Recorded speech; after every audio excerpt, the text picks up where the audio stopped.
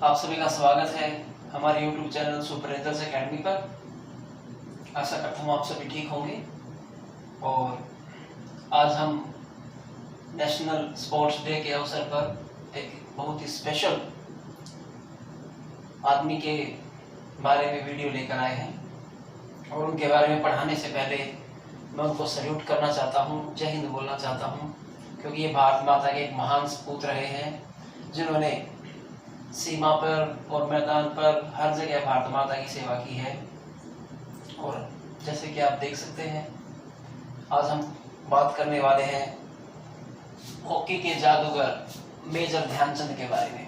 जी हाँ दोस्तों, एक ऐसी शख्सियत, एक ऐसा भारत माता का सपूत जिसको हर भारतीय अपने दिल में बसाए हुए हर भारतीय उनको आज भी याद करता है और बहुत मिस भी करता है। दोस्तों, आज हम बात कर लेते हैं अपने प्यारे दद्दा की। दद्दा हमारे छोटे कद के दद्दा, क्योंकि अपने ध्यानचंद जी दद्दा के नाम से प्रसिद्ध थे अपने फ्रेंड सर्कल में। 29 अगस्त 1905 ये वो शुभ अवसर था जब मेजर ध्यानचंद जी ने भारत माता की धरती पर, भारत माता की जमीन पर अपनी आंखें खोली थी।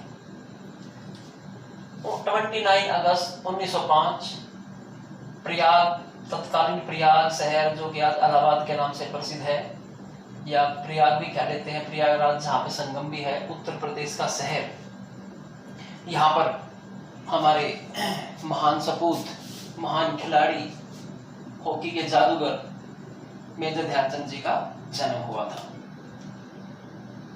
इनके पिताजी जो थे सोमेश्वर सिंह, वो आर्मी में सूबेदार की पोस्ट पर थे। और इनकी माताजी शारदा देवी बड़ी अच्छी औरत थी, धार्मिक औरत थी। तो ये तो इनका हुआ परिचय, कब इनका जन्म हुआ, कहाँ पर इनका जन्म हुआ, फादर का नाम क्या है, माताजी का नाम क्या है। दोस्तों, मैं आपको एक बात क्लियर कर देना चाहता हूँ, कुछ बुक्स में ध्यानचंद जी का जन्म झांसी में दिखाया गया है, उत्तर प्रदेश में। ये बिल्कुल इनकरेक्ट इंफॉर्मेशन है। जन्म इनका इलाहाबाद का है। झांसी में इनका बाद में सेटलमेंट हुई, मोस्टली जीवन का भी इनका बाद में झांसी में बीता है। तो वहाँ पे परमानेंट रुके हैं, रहे हैं, परमानेंट घर बना के। ये एक्चुअल में इनका जो बर्थ है वो इलाहाबाद में है, because his father was in army. उनके पिताजी आर्मी में थे, तो उनके ट्रांसफर्स होते रहते थे। अगर कहीं पर ये मिसलीडिंग इंफॉर्मेशन आपको मिल जाए तो बी अवेयर अबाउट दैट। इनकी पत्नी की भी बात कर लेते हैं, इनके जीवन के बारे में पहले मोटी मोटी बातें कर लेते हैं। इनकी पत्नी का नाम था जानकी देवी एंड ही हैड 7 सन्स। इनके 7 बेटे थे। 7 के 7 अच्छे खिलाड़ी थे, जिनमें से 6 हॉकी के खिलाड़ी थे, 1 एथलीट थे। उनके नाम मैंने यहाँ पे लिखे हैं। सबसे बड़े बृजमोहन सिंह, अशोक कुमार, जी आपके सोहन सिंह, राजकुमार, उमेश कुमार, विजेंद्र सिंह, देवेंद्र सिंह, ये उनके उत्तरस के नाम हैं। और इनके ब्रदर भी थे 2, मूल सिंह एंड रूप सिंह। रूप सिंह जो इनके साथ इंटरनेशनल लेवल पे ओलंपिक में हॉकी भी खेले हैं। तो ये इनकी फैमिली बैकग्राउंड थी मेजर ध्यानचंद जी की। और आगे हम बात करते हैं, थोड़ी मजेदार बातें करते हैं। सबसे पहले हम आगे बढ़ने से पहले ये बता दें आपको, मेजर ध्यानचंद का वास्तविक नाम ध्यान सिंह था। जैसे उनके भैया का नाम मूल सिंह एंड रूप सिंह था, ऐसे ही इनका नाम ध्यान सिंह था। इनका नाम ध्यानचंद बाद में रखा गया था, और ये स्टोरी है, हम इसके बारे में बात करेंगे कैसे इनका नाम ध्यानचंद हुआ। दोस्तों, बात कर लेते हैं, आगे चलते हैं। एज ए प्लेयर हम ध्यानचंद जी को कैसे असेस करते हैं, उनके अचीवमेंट्स के बारे में बात करते हैं, और उनकी स्किल्स के बारे में तो हमें बात करने की जरूरत ही नहीं है। He was the only wizard of hockey that world has ever seen. जो कभी भी संसार में ऐसा खिलाड़ी पैदा हुआ है, आज तक उनके लेवल का कोई खिलाड़ी हॉकी का पैदा हुआ नहीं है। और मुझे तो आने वाले लगभग 100 सालों में भी ऐसी पॉसिबिलिटी दिखाई नहीं देती है कि ध्यानचंद जी जैसा कोई हॉकी का खिलाड़ी पैदा होगा। सो अगर वो इतने महान हॉकी के खिलाड़ी रहे हैं, इतनी उनके बारे में चर्चा होती है, तो क्यों न आज अपने नेशनल स्पोर्ट्स डे के ऊपर हम उनके बारे में अच्छी तरह से डिटेल से चर्चा करें। तो आप लोगों को ये याद रखना है दोस्तों, 29 अगस्त 1905 ध्यानचंद जी का जन्म दिवस होता है और इसी दिन उनको सम्मान के देने के लिए भारत सरकार ने अपना नेशनल स्पोर्ट्स डे, इंडिया का जो नेशनल स्पोर्ट्स डे, राष्ट्रीय खेल दिवस है, वो 29 अगस्त को ही मनाया जाता है। सो एज ए प्लेयर हम बात कर लेते हैं दद्दा की, जिनकी हाइट मात्र 5 फुट 7 इंच थी, मींस बिल्कुल मेरी जितनी हाइट उनकी थी। दोस्तों आपको बड़ी हैरानी होगी, मैंने यहाँ पे कुछ पॉइंट्स लिखे हैं, उन्हीं के बारे में बात करेंगे। जो हॉकी के लिए हॉकी की आत्मा कहलाती है, हॉकी के जादू कहलाते हैं, वो एक्चुअल में हॉकी खेलना ही नहीं चाहते थे। मेजर ध्यानचंद जी का at the time of 14 years की एज तक उनका कोई इंटरेस्ट ही नहीं था हॉकी के अंदर, बिल्कुल भी इंटरेस्ट नहीं था। खेलों में भी उनका इतना इंटरेस्ट नहीं था, थोड़ा बहुत इंटरेस्ट उनका रेसलिंग में इंटरेस्ट था, कुश्ती करने के वो इच्छुक थे कि मुझे रेसलर बनना है अगर स्पोर्ट्स में जाना भी है तो। But his father, as you know, his father was in army and he was a hockey player. इनके फादर जो सूबेदार की पोस्ट पे थे आर्मी में, he was a hockey player. और जब मैं भारत आर्मी की बात करता हूँ, ये ब्रिटिश आर्मी की बात हो रही है, क्योंकि 1905 आपको पता है वी गॉट फ्रीडम इन 1947। तो ध्यानचंद जी ऐसे खिलाड़ी रहे हैं जिन्होंने ब्रिटिश आर्मी में भी सेवाएं दी है और भारतीय आर्मी में भी रिप्रेजेंटेशन उन्होंने अपना दिया है। सो दोस्तों बड़ा इंटरेस्टिंग किस्सा है, बड़ा दिलचस्प किस्सा है कि जो व्यक्ति हॉकी को पसंद ही नहीं करता था, हॉकी की उनकी प्रायोरिटी में ही नहीं थी, तो वो कैसे हॉकी के इतने महान खिलाड़ी बन गए कि आज से 100 साल पहले तक उन जैसा कोई खिलाड़ी नहीं हुआ और फ्यूचर में भी ऐसा दिखाई नहीं दे रहा है कि ऐसा कोई प्रतिभाशाली खिलाड़ी उनके मुकाबले का आ पाएगा। सो इंसिडेंट क्या है, एक बार 14 इयर्स की एज में ध्यानचंद जी अपने पिताजी के साथ एक हॉकी का मैच देखने के लिए जाते हैं। सो जब दो टीमों के बीच हॉकी का मैच हो रहा था, तो एक टीम जो थी वो हॉकी के मैच में पिछड़ी हुई थी, 2 गोल से पिछड़ी हुई थी, ऐसी कुछ स्टोरी है।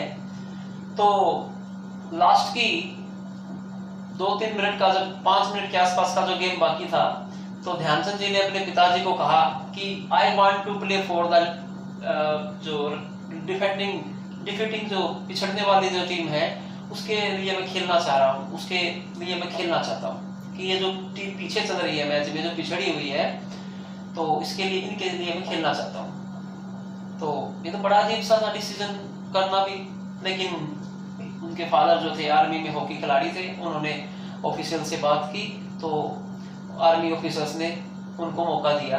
और देखिए कमाल, देखिए ध्यानचंद जी ने 3 मिनट के अंदर ही 2-3 गोल करके जो पिछड़े वाली टीम थी उस टीम को मैच में विनर बना दिया। तो उनकी इस एक्स्ट्रा ऑर्डिनरी स्किल को देखकर जो आर्मी के ऑफिसर्स थे वो बहुत ही ज्यादा प्रभावित हुए और बाद में उनकी इसी प्रतिभा को देखते हुए उनकी ट्रेनिंग स्टार्ट की गई। और at the age of 16 year, खेल के दम पर, अपनी खेल की स्किल के पर, मात्र 16 ईयर की एज में 1922 में, मात्र 16 इयर्स की एज में 1922 में उनको इंडियन आर्मी में रिक्रूट किया जाता है, एज ए सिपाही उनको रिक्रूट किया जाता है। और सबसे पहले उनको ब्राह्मण रेजिमेंट में रिक्रूट किया जाता है, ब्राह्मण रेजिमेंट में रिक्रूट किया जाता है, जहां पर उनके कोच जो बने सूबेदार मेजर बाले तिवारी, और ब्राह्मण रेजिमेंट के ये सूबेदार मेजर थे। इन्होंने आर्मी में मेन कोचिंग जो है ध्यानचंद जी को दी है। और बाद में ध्यानचंद जी की जो रेजिमेंट है वो पंजाब रेजिमेंट हो गई थी, उन्होंने बाद में पंजाब रेजिमेंट में अपनी सेवाएं दी हैं। सो दोस्तों इनके आर्मी के जो कोच हैं उनका नाम याद रखिएगा, सूबेदार मेजर बाले तिवारी जी इनके कोच रहे हैं। इनके अर्ली कोच भी थे, पहले कोच भी थे आर्मी से पहले, उनका नाम था पंकज गुप्ता, और जिन्होंने बचपन में ही इनकी जो स्किल्स है, इनकी जो प्रतिभा है उसको देखकर पहले ही अनाउंस कर दिया था कि ये जो खिलाड़ी है, ये जो लड़का है, ये चांद की तरह चमकेगा और इसके मुकाबले का कोई खिलाड़ी सदियों सदियों में पैदा नहीं होगा। और हिज वर्ड्स प्रूव्ड फ्रूटफुल, काफी जो थे ट्रूथफुल वर्ड्स थे उनके, और जैसा उन्होंने अनाउंस किया था, प्रेडिक्ट किया था, बिल्कुल वैसा ही हुआ। ये भारत माता का सपूत ऐसा चांद की तरह चमका कि आज भी इस चांद के दीदार के लिए लोगों की आंखें तरसती है कि काश सपने में हमें ध्यानचंद दिख जाए और उनका आशीर्वाद हमें मिल जाए। सो दोस्तों आगे बात करते हैं। भारत की टीम में जो नेशनल टीम है एट द टाइम, उसमें ध्यानचंद जी की एंट्री कैसे होती है? आर्मी में तो उनकी रिक्रूटमेंट हो गई, उनकी स्पोर्ट्स स्किल्स के बेस पर उनकी कोचिंग भी स्टार्ट हो गई है, लेकिन how did he earn his place in the national team? So इसके पीछे भी एक स्टोरी है कि झेलम शहर है जो हमारा जम्मू कश्मीर में, वहां पर पंजाब इन्फेंट्री टूर्नामेंट होता है, जहां पर अलग अलग प्रोविंसेस की कुछ टीमें हिस्सा ले रही थी। पंजाब की, यूपी की, बंगाल की, उड़ीसा की कई टीमें वहां पे टूर्नामेंट में हिस्सा ले रही थी। और जो ये पंजाब की टीम की तरफ से खेल रहे थे, तो उन्होंने वहां पर फिर से वही कमाल किया था कि अपनी टीम को विनर भी बनाया था और लास्ट के 4 मिनट में 3 गोल करके दिखाए इन्होंने। 4 मिनट में 3 गोल करके दिखाए। तो दोस्तों देखो, तब के बाद इनकी इन स्किल्स के कारण इनको हॉकी का जादूगर का टाइटल मिला है। कि मींस जितनी मिनट के अंदर 1 गोल भी करना पॉसिबल नहीं होता है, मींस उन्होंने इतनी जल्दी कमाल है, back to back hat trick goals की कर दी। तो इसके लिए कोई असाधारण प्रतिभा ही आदमी के अंदर होनी चाहिए। सो इनके इस प्रदर्शन के आधार पर 1925 में इनको इंडियन टीम में सेलेक्ट किया गया। इंडियन टीम में सिलेक्ट करने के बाद 1926 में इन्हें पहले विदेशी टूर पे जाने का मौका मिलता है और न्यूजीलैंड के टूर के लिए इनका सिलेक्शन हो जाता है। और वहां पर न्यूजीलैंड के टूर पे जब ये घूम के आते हैं, कुछ और देशों के साथ भी मैच खेलते हैं, तो ओवरऑल टीम जो है 192 गोल्स करती है, जिनमें से केवल 100 अकेले जो है ध्यानचंद जी के गोल होते हैं। मींस 50% टीम के जो गोल होते हैं, गोल्स जो टीम स्कोर करती है, उसमें से 50% जो गोल्स हैं वो मेजर ध्यानचंद के गोल हैं। सो देखिए दोस्तों, इन्होंने एक ही टूर्नामेंट में 100 गोल स्कोर कर दिए, फर्स्ट टूर्नामेंट में ही। और आज के हमारे जो खिलाड़ी हैं, वो कुछ तो ऐसे खिलाड़ी हैं पूरे कैरियर में ही अपना 100 गोल पूरे नहीं कर पाते हैं। सो आप इमेजिन कर सकते हैं कि किस लेवल का टैलेंट हमारे दद्दा के अंदर था और क्या हमारा दिल उन्हें मिस क्यों करता है, ये आप खुद अंदाजा लगा सकते हैं। और न्यूजीलैंड के टूर से आने के बाद दोस्तों उनको मिलती है प्रमोशन मिलती है। उनके खेल के आधार पर उन्हें आर्मी में लांस नायक की पोस्ट पे प्रमोशन मिल जाती है। ये इनकी स्टोरी है कि किस तरह से इंडिया की टीम में आए और इंडिया की टीम में आने के बाद क्या जादू किया, दुनिया के ऊपर क्या जादू किया, ये भी बातें अभी हम करेंगे। तो उससे पहले मैं आपको एक और बात बता देता हूँ। मेजर ध्यानचंद जी इन टीम के अंदर सेंटर फॉरवर्ड की पोजीशन पे खेलते थे। सेंटर फॉरवर्ड टीम का मेन अटैकर खिलाड़ी होता है, जिसकी जिम्मेवारी सबसे ज्यादा होती है कि गोल करने की जिम्मेवारी सेंटर फॉरवर्ड की होती है। सो देखिए जिम्मेवारी पे कितने खरे उतरे हैं मेजर ध्यानचंद जी। सो दोस्तों थोड़ा हम बातें कर लेते हैं, रिवाइज कर लेते हैं कि अभी तक हमने क्या पढ़ा, एग्जाम के पॉइंट ऑफ व्यू से यहाँ पर हमारे क्या क्या क्वेश्चन बन सकते हैं। स्टोरी तो हमारे लिए बड़ी इंस्पायरिंग है, इंडियंस के लिए बड़ा प्राउड मोमेंट होता है जब हम इनकी बात करते हैं। तो दोस्तों पहला तो क्वेश्चन हमारा ये बनता है कि हॉकी के जादूगर के नाम से कौन प्रसिद्ध है, तो आपको पता होगा मेजर ध्यानचंद। और मेजर ध्यानचंद का असली नाम क्या था? ध्यान सिंह था। इनका बर्थ डेट जो है 29 अगस्त 1905 है। सो दोस्तों नेशनल स्पोर्ट्स डे के रूप में इस दिन को हम मनाते हैं। इलाहाबाद यूपी प्रयाग में इनका जन्म हुआ था। फादर आर्मी में सूबेदार थे सोमेश्वर सिंह, माता शारदा देवी एंड वाइफ जानकी देवी, और इनके 7 बेटे थे, जिनमें से अशोक कुमार जो है ये ओलंपियन भी रहे हैं। ये अशोक कुमार इन्होंने भी देश के लिए बहुत जबरदस्त हॉकी खेली है। अशोक कुमार ये इनके बेटे हैं। इनके मुकाबले का भी इनकी भी गिनती इंडिया के बहुत अच्छे खिलाड़ियों होती है, और 2 ओलंपिक गेम ये भी खेल के आए हैं 1972 और 1976। मींस जब तक कोई भी ध्यानचंद या ध्यानचंद के परिवार का खिलाड़ी टीम में खेला है तब तक उन्होंने गोल्ड से नीचे कभी कंप्रोमाइज किया ही नहीं है। और देखिए दोस्तों, 7 बेटे हैं इनके, एक इनमें एथलीट है सोहन सिंह, बाकी सभी हॉकी के खिलाड़ी रहे हैं नेशनल लेवल तक के। इनके ब्रदर्स 2 हैं, मूल सिंह एंड रूप सिंह। और एक और कमाल की बात, ये पढ़ाई में काफी कमजोर थे, इनका मन नहीं लगता था। केवल 6 स्टैंडर्ड के बाद इन्होंने स्कूल छोड़ दिया था, और जो बाद में सर्विस में आने के बाद इन्होंने अपनी ग्रेजुएशन भी कंप्लीट बाद में की थी, लेकिन पहले 6 स्टैंडर्ड में इन्होंने अपना स्कूल छोड़ दिया था। सो दोस्तों, ये तो है इनका, इस तरह के क्वेश्चंस आपके पूछे जा सकते हैं। अब हम कुछ और बात करते हैं। जब ध्यानचंद जी इंडिया की टीम में आ गए, बड़े पॉपुलर हो गए, टीम की जान बन गए, सोल बन गए, तो फिर क्या होता है 1928 में, प्रमोशन के बाद 1928 में इंडिया पहली बार ओलंपिक गेम्स में हिस्सा लेता है। ओलंपिक एम्स्टर्डम में हुए। हॉलैंड जो देश है, जिसको आज नीदरलैंड्स के नाम से जाते हैं, वहां पर ये ओलंपिक गेम्स ऑर्गेनाइज किए गए थे। और भारत में रिकॉर्ड रहा है, भारत ने पूरे टूर्नामेंट के अंदर सेमीफाइनल मैच तक किसी भी टीम को सिंगल गोल तक नहीं करने दिया, सभी को बड़े बड़े अंतर से हराया। और उन सभी मैचों में ध्यानचंद ने मेजर रूप से 1-2 मैच को छोड़ के मेजर रूप से गोल स्कोर किए। और फाइनल मैच में भी जो हमारा नीदरलैंड्स के साथ ही था, 3 में से 2 गोल मेजर ध्यानचंद जी के ही थे। तो देखिए, यहाँ पर पहली बार ही टीम जाती है ओलंपिक में, और पहली बार बिना कोई मैच लूज किए ओलंपिक का गोल्ड लेके आती है, ओलंपिक का गोल्ड लेके आती है। उस टाइम पर, मेजर ध्यानचंद जी के टाइम पर, जितनी ग्रेट टीम इंडिया की थी उसके मुकाबले में सिर्फ पाकिस्तान की ही टीम जो है बाद में टक्कर दे पाई है आजादी के बाद भारत को। 1932 में भी ओलंपिक में मेजर ध्यानचंद जी ने हिस्सा लिया। लॉस एंजलिस अमेरिका का शहर है, यूएसए में, वहां पर ये ओलंपिक हुए, और वहां पर भी इंडिया ने गोल्ड जीता। वहां पर भी इंडिया ने गोल्ड जीता, back to back Olympic golds. वही गोल्ड जिसके लिए आज भारतीय हॉकी टीम बड़ी तरसती है। हॉकी की टीम का क्या हाल है हमारे का आपको तो पता ही है। ऐसा भी दौर आया है हमारे हॉकी के टीम में कुछ पिछले वर्षों में कि हम ओलंपिक के लिए भी क्वालिफाई नहीं कर पाए थे। जी हाँ, कौन से ओलंपिक में इंडिया की हॉकी टीम क्वालिफाई नहीं कर पाई, आप अभी कमेंट सेक्शन में इसका उत्तर दे सकते हैं। मैं वीडियो के एंड में आपको बताऊंगा कि कौन से ओलंपिक में भारत की टीम का सिलेक्शन नहीं हुआ था। तो देखिए कमाल, देखिए 1928 में हॉलैंड में ओलंपिक हुए, हॉलैंड की टीम को फाइनल में हरा दिया।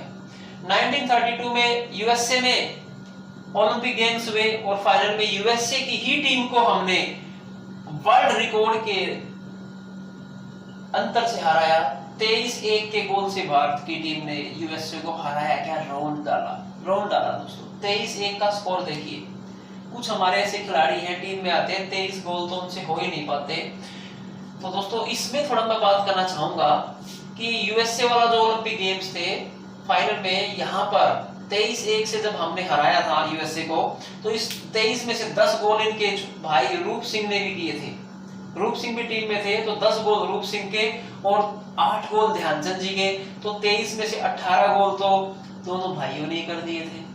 तो किस लेवल के, ये किस मिट्टी के बने हुए खिलाड़ी थे, आप आइडिया लगा सकते हैं। और ये रिकॉर्ड जो है 23-1 का रिकॉर्ड 2003 तक मेंटेन रहा। 2003 में रिकॉर्ड टूटा है। ये किसने रिकॉर्ड तोड़ा है ये भी आप कमेंट सेक्शन में लिखिए, हम आपको इसके बारे में भी जानकारी देंगे। तो दोस्तों तीसरे जो ओलंपिक मेजर ध्यानचंद जी ने जिसमें पार्टिसिपेट किया वो आयोजित हुए थे 1936 में बर्लिन, जर्मनी की शहर है, जर्मनी का शहर है बर्लिन, और वहां पे ध्यानचंद जी एज ए कैप्टन भी टीम के लीडर थे। और यहाँ पर हमने फाइनल मैच में जर्मनी को ही हराया। ये देखिए, ये इत्तेफाक है कि हमें होस्ट कंट्री को हराने का मौका मिला, और इससे रोमांचक कुछ होता ही नहीं है। तो ये जो 1936 बर्लिन के ओलंपिक्स हैं, इन ओलंपिक्स के बारे में हम चर्चा करें तो इनके साथ बड़ी एक इंटरेस्टिंग स्टोरी जुड़ी हुई है, जो हिटलर से जुड़ी हुई स्टोरी हमारी है। अगर आपने सुना हो, आपने कहीं पढ़ा हो, तो ये वही 1936 के ओलंपिक थे जहां पर हिटलर की टीम हारी थी। हिटलर मैच देखने आए थे फाइनल में और एक्सपेक्ट कर रहे थे कि हम बड़ी आसानी से इंडिया की टीम से गोल्ड मेडल जीत जाएंगे, और हिटलर चाहता था कि अपनी टीम का भव्य स्वागत करूंगा मैं। लेकिन जैसे ही ध्यानचंद को रियलाइज हुआ कि भैया हमारी टीम तो हारने वाली है, तो बीच में ही मैच छोड़कर चले गए थे। और आपको इसके बारे में थोड़ा और बता देता हूँ, ये वही मैच है जिसमें इंडिया की टीम हाफ टाइम तक सिर्फ एक गोल कर पाई थी, एक गोल कर पाई थी। और इस हाफ टाइम के बाद मेजर ध्यानचंद जी ने अपने शूज उतार के विदाउट शूज नेक्ड पैरों से, नंगे पैरों से मैच खेला था और 8-1 से जर्मनी को हराया था और गोल्ड मेडल की हैट्रिक कंप्लीट की थी। तो देखिए हमारा क्वेश्चन भी आता है कि सबसे ज्यादा गोल्ड मेडल हमारे देश ने किस गेम में जीते हैं, तो आपको पता होगा हॉकी में हमारे देश ने सबसे ज्यादा गोल्ड मेडल जीते हैं। तो यहाँ पे एक इंसिडेंट और होता है, यहाँ पे इंडिया गोल्ड मेडल जीत लेता है, लेकिन नेक्स्ट डे ध्यानचंद जी को हिटलर का मैसेज आता है कि हिटलर ने आपको बुलाया है। तो ये बड़े डर जाते हैं, क्योंकि इनको पता था Hitler was a cruel dictator. तो इनको डर हो जाता है कि कहीं हिटलर मुझे गुस्सा ना हो गया हो कि ऐसा तो नहीं कि मैंने इनकी टीम को हरा दिया और कहीं मेरे साथ कोई बुरा बर्ताव कर दे, मुझे मार दे, मुझे कैद में डाल दे। तो ये बड़े डरते हुए हिटलर से मिलने गए थे, बट हिटलर ने इनको बड़ा रिस्पेक्ट दिया। और कहते हैं कि हिटलर ने यहाँ पर इनको ऑफर भी दिया था कि आप जर्मनी की टीम की तरफ से हॉकी खेले, हम आपको आर्मी में जो आपकी पोजीशन है उससे भी काफी बड़ा पद दे देंगे। लेकिन यहाँ पर इस भारत माता के सपूत ने अपनी देशभक्ति का परिचय दिया और इन्होंने कहा कि मिस्टर हिटलर, देश मुझे आगे नहीं बढ़ाएगा, मुझे अपने देश को आगे बढ़ाना है। देश को की जिम्मेवारी नहीं है कि वो अपने नागरिक को आगे बढ़ाए, बल्कि एक नागरिक की जिम्मेवारी है कि वो अपने देश को आगे बढ़ाए। और मैं अपने भारत की टीम से ही खेलना चाहता हूं और मैं वहीं पर खुश हूं। तो इन्होंने बड़ी विनम्रता के साथ हिटलर का जो ऑफर था उसको टर्न डाउन किया, ठुकरा दिया कि भैया मैं भारतीय हूं और भारत की तरफ से ही खेलना चाहता हूं। सो ये तो थी इनकी ओलंपिक की स्टोरी। 3 गोल्ड हमारी झोली में डाले हैं, गोल्ड की हैट्रिक इन्होंने पूरी की है। और दोस्तों अपने टोटल कैरियर में ध्यानचंद जी ने 1000 से भी ज्यादा गोल किए हैं, जो अनबिलीवेबल है। 1000 से ज्यादा गोल किए हैं।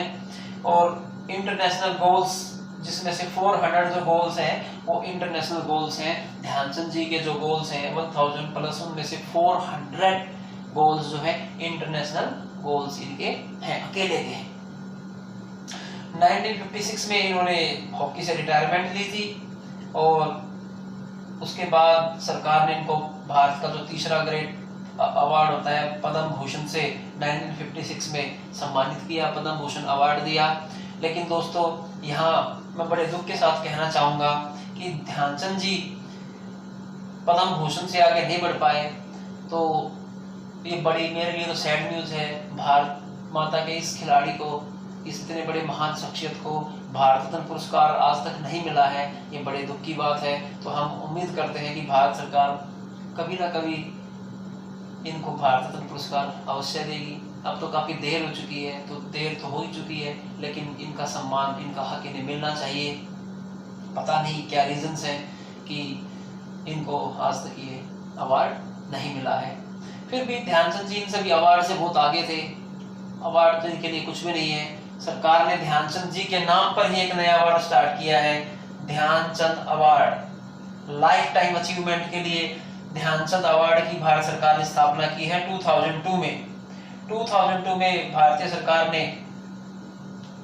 युवा एवं खेल मामला मंत्रालय, भारत सरकार, youth and sports ministry, youth affairs and sports ministry ने ये अवार्ड इनके नाम से स्टार्ट किया है, जिसमें एथलेटिक्स स्पोर्ट्स के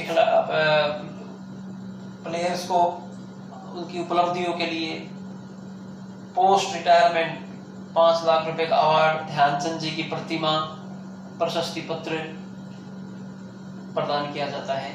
और ये जो अवार्ड है ध्यानचंद जी की याद में है और उनके प्रति देश के सम्मान को भी दर्शाता है। और सबसे बड़ा सम्मान हमारा जो खेल दिवस है 29 अगस्त, उनके जन्म दिवस के रूप में ही हम खेल दिवस को भी सेलिब्रेट करते हैं। सो दोस्तों, कुछ और इंटरेस्टिंग बातें हिटलर जी के ध्यानचंद जी के बारे में सुनने को मिलती है। क्या वो र्यूमर्स हैं, क्या वो सच है या र्यूमर्स हैं, आज उनके बारे में बात कर देते हैं। एक सबसे बड़ी र्यूमर तो इनके बारे में यही है, और आज सुबह मेरे फोन में भी मेरे एक फ्रेंड ने मैसेज भेजा था मेरे को कि भैया हिटलर जो थे बार बार उनकी हॉकी चेक करते थे। इस मैच में हिटलर ने इनकी हॉकी चेक की थी। बाकी दोस्तों, जहां तक मेरी इंफॉर्मेशन है, ये एक र्यूमर नहीं है, ये बात सच है कि कई बार हिटलर जी की ध्यानचंद जी की स्टिक चेक की गई थी, लेकिन हिटलर ने उनकी स्टिक चेक नहीं की थी। ये मिसलीडिंग इंफॉर्मेशन है। जिस भी मेरे साथी ने ये इंफॉर्मेशन सर्कुलेट की है तो प्लीज वो इस चीज पे ध्यान दें, ऑथेंटिक जानकारी ही आगे सर्कुलेशन में भेजें। जहां तक मेरी इंफॉर्मेशन है, उनकी हॉकी चेक हुई थी, नीदरलैंड्स के टूर पे हो गए हुए थे, वहां पर उनकी हॉकी को चेक किया गया था। उन लोगों को, ऑफिसर्स को डाउट हो गया था कि भैया एक आदमी इतनी जल्दी जल्दी गोल कैसे कर सकता है। उनकी जो गोल करने की स्पीड थी, तो कहते हैं कि उससे इंप्रेस होके तो क्या इतना डाउट हो गया लोगों को कि ऐसा तो पॉसिबल नहीं है कि गेंद उनकी बिल्कुल उनके हॉकी से चिपक जाती है, गेंद उनकी हॉकी से 1 इंच भी दूर नहीं होती है। तो तब उनकी हॉकी को चेक किया गया था। और ये हिंदुस्तान टाइम्स कोई न्यूज़पेपर है, उसकी कटिंग है ये, और अखबार की सूचना है, तो लोग इसको सर्कुलेट करते हैं। बट हिटलर ने चेक नहीं किया था, ये बड़ा आप थोड़ा क्लियर करें। नीदरलैंड्स टूर पे इनकी जो हॉकी स्टिक है वो चेक हुई थी। और जैसे मैंने बताया, इतने ज्यादा गोल करते थे, गोल की बारिश कर देते थे। तो ये 1953 में हमारे बड़े महान क्रिकेटर हुए हैं ऑस्ट्रेलिया देश से, डॉन ब्रैडमैन, जो सचिन तेंदुलकर जिनको अपना आदर्श मानते हैं, डॉन ब्रैडमैन। तो डॉन ब्रैडमैन जो है 1953 में इनसे मिले थे ऑस्ट्रेलिया के टूर पे।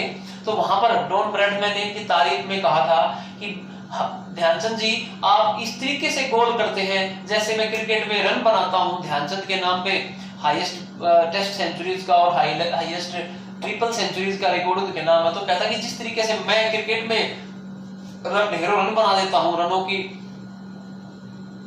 मेरी भूख कम नहीं होती, इसी तरीके से आप भी हॉकी में गोलों की बारिश कर देते हैं। तो ये कॉम्प्लीमेंट मिलना ब्रैडमैन जिसे अपने आप में बहुत बड़ी बात थी। तो दोस्तों, इनकी बारे में र्यूमर जो थी स्टिक के बारे में थी, वो हमने बताई। हिटलर के वाला जो इंसिडेंट था वो हमने बताया। रेसलिंग ये करना चाहते थे स्टार्ट, लेकिन बन गए हॉकी के जादूगर। और इवन देखिए, इतने बड़े हॉकी के प्लेयर होते हुए इन्होंने अपने बेटों को कहा था कि मैं नहीं चाहता कि आप में से कोई भी हॉकी खेले। वो क्यों नहीं चाहते थे? क्योंकि इनको सम्मान मिला, लेकिन इन्होंने बहुत ज्यादा अपना जीवन गरीबी में बिताया है। तो वो चाहते थे कि भैया मेरे बच्चे गवर्नमेंट जॉब करें, पढ़ लिख के, खेल ना खेले, क्योंकि इनको गरीबी के कारण बड़ी परेशानियां झेलनी पड़ी है। और वो चाहते थे कि कुछ पैसे कमाए मेरे बच्चे और अच्छे खुशहाल जीवन वो व्यतीत करें। हालांकि वो ये नहीं था कि हॉकी के दुश्मन हो गए थे या हॉकी से उनका मन भर गया था, लेकिन फिर भी उनके सभी 7 में से 6 बेटों ने हॉकी को ही अपना कैरियर बनाया था। और उसमें से अशोक कुमार जी तो 1972 एंड 1976 में ओलंपिक भी खेल के आए, वर्ल्ड कप भी खेल के आए, तो ग्रेट प्लेयर रहे हैं वो भी हॉकी के। तो इतने काफी गरीब हो गए थे। तो 3 दिसंबर 1979 को दिल्ली के एम्स हॉस्पिटल में ऑल इंडियन मेडिकल इंस्टीट्यूट में कैंसर से इनकी डेथ हुई थी। ये भी आप ध्यान रखें कि दिल्ली में इनकी डेथ हुई थी। और एक जो मिसलीडिंग क्वेश्चन और ध्यानचंद जी के बारे में जो था, मैंने आपको स्टार्टिंग में आपसे बात की थी कि बहुत जगह में झांसी इनके बारे में दिखाते हैं कि झांसी में ये पैदा हुए थे। दोस्तों, झांसी की स्टोरी कुछ ऐसी है कि इनके फादर जो थे आर्मी में थे, उनके ट्रांसफर जल्दी होते रहते थे, तो ये कहीं पर परमानेंटली सेटल नहीं हो पाए थे।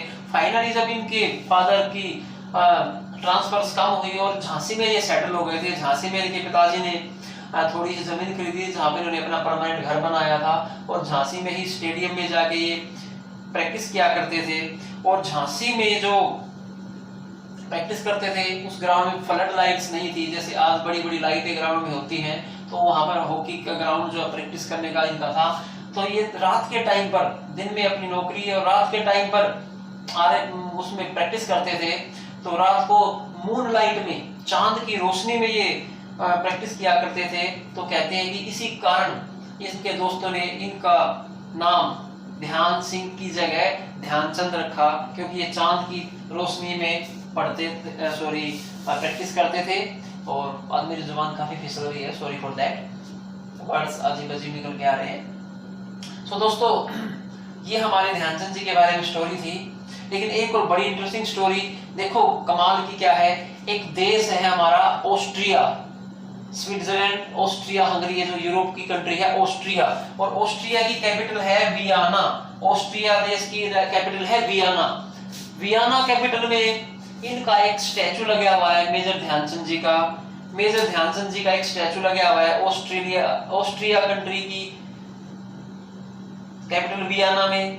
4 हाथ वाली मेजर ध्यानचंद जी की 4 हाथ वाली मूर्ति लगाई गई है। एक ऐसा स्टैचू बनाया गया है जिसमें 4 हाथ दिखाए गए हैं और चारों हाथों में हॉकी दिखाई गई है। और ये सिंबल है, ये उस टाइम दिखाता है कि लोग ध्यानचंद जी को किस रूप में सोचते थे, उनको हॉकी का जादूगर क्यों मानते थे। 4 हाथ वाली मूर्ति ये इंडिकेट करती है कि वो इतनी गोल करते थे कि 2 हाथ वाले आदमी से तो पॉसिबल ही था। जो ऑस्ट्रियन जो सिटीजन है वो ये मानते थे कि यार ऐसा कमाल का खिलाड़ी है कि कोई 2 हाथ वाला आदमी तो इतने गोल नहीं कर सकता, डेफिनेटली इसके 4 हाथ होंगे, और 2 हाथ तो शायद हमें दिखाई नहीं देते, लेकिन 2 हाथों से तो हम भी खेलते हैं, हम तो इतने गोल नहीं कर पाते। सो इतना ज्यादा रिस्पेक्ट ध्यानचंद जी के लिए लोगों के मन में था। सो ये हमारा छोटा सा प्रयास था कि भैया हम ध्यानचंद जी को याद करें। नेशनल स्पोर्ट्स डे है और नेशनल स्पोर्ट्स डे पे बनता भी है, उनको सैल्यूट हमारा बनता है कि हम ऐसे महान शख्सियत को कम से कम याद करें। तो मैंने सोचा कि कुछ हल्की फुल्की इंफॉर्मेशन के बारे में आप लोगों से भी शेयर की जाए, ताकि आपकी भी कुछ यादें ताज़ा हो जाएं। तो एक तो हम ये चाहेंगे कि ध्यानचंद जी को जल्दी से जल्दी भारत रत्न पुरस्कार मिले, और दूसरा, अभी मैंने आपसे क्वेश्चन किया था कि भैया हमारे देश की आज की हॉकी के बारे में बात कर लेते हैं। प्रेजेंट सिनेरियो में इंडिया की हॉकी जो है वो काफी डाउन हो चुकी है।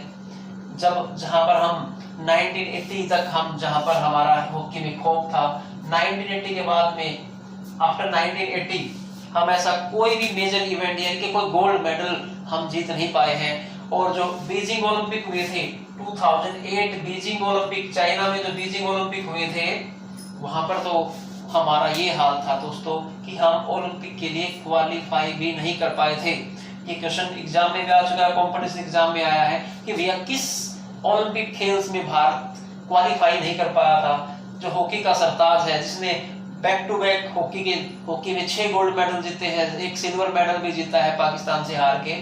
तो दोस्तों ऐसी महान टीम इस पोजीशन में आ गई है कि 2008 में वो ओलंपिक में क्वालिफाई भी नहीं कर पाई थी।